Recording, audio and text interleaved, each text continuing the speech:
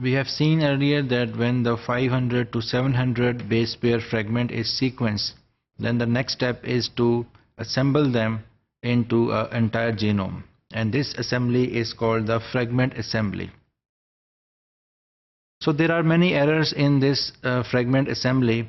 First is that we do not know which DNA strand is being sequenced out of the two strands, because we know that DNA is a double-stranded molecule, and after sequencing we do not know which strand is being sequenced.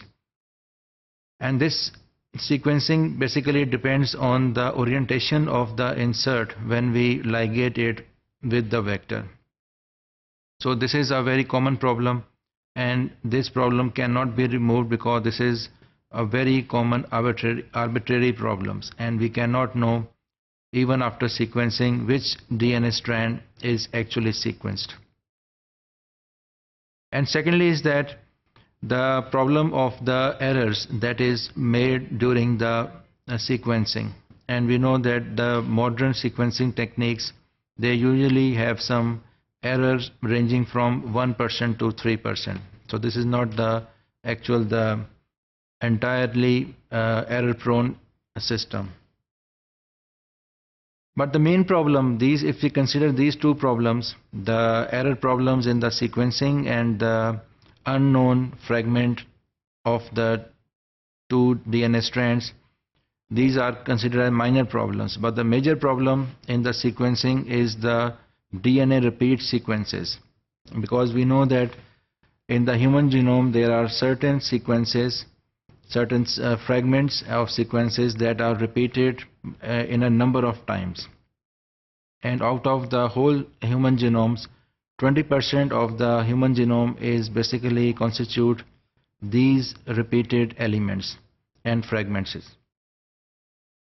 And we also know that for example, one example of repeated fragments is that of 300 base pair ALU fragment, and this fragment is repeated approximately 1 million times within the human genome.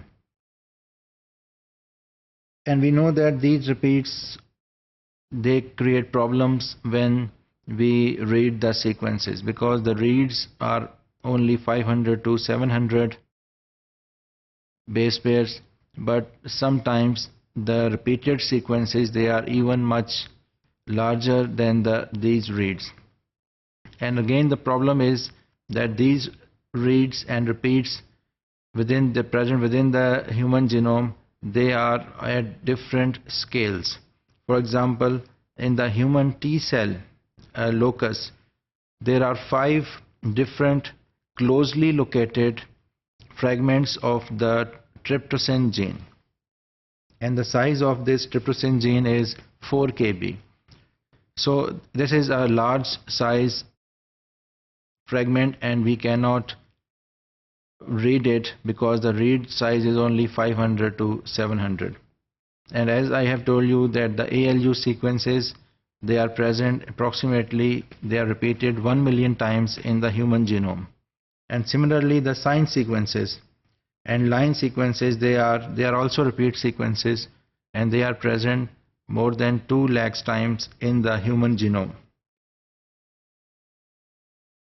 So if we consider the human genome as a 3 billion base pair fragment or sequence genome, and that is generated from the random numbers, then it is very easy to construct a human genome based on the 500 base pair reads. But theoretically, if we consider that it is not possible, because the number of repeats that are larger in number, and the sizes of repeats, they are also of larger sizes as compared to reads. So the problem can be tackled by increasing the size of the reads. If we increase the size of the reads, that will increase the size from the repeated sequences. But the sequences technology that we use today, they do not have the larger than the 500 to 700 reads. So we can see the figure that represents a puzzle that looks decisively simple. You can see the first part of this puzzle, and it has only 16 triangular pieces. This is one triangular piece, this is second, and so on. There are 16 triangle pieces in this puzzle. So generally the people assemble puzzles by connecting matching pieces. So in this case, for every triangle in the puzzle, there is a variety of potentially matching triangles. For example, we can see here a frog in the puzzle is repeated several times.